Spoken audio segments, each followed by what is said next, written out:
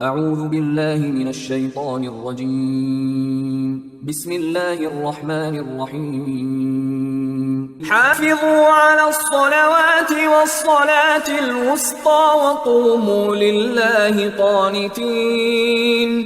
فإن خفتم فرجالا أو ركبانا، فإذا أمنتم فاذكروا الله كما علمكم ما لم تكونوا تعلمون.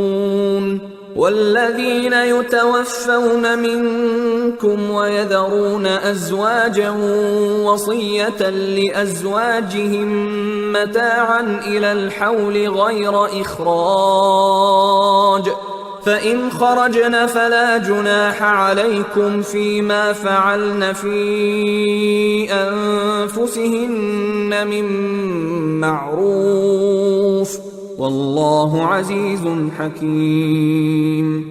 وللمطلقات متاع بالمعروف حقا على المتقين.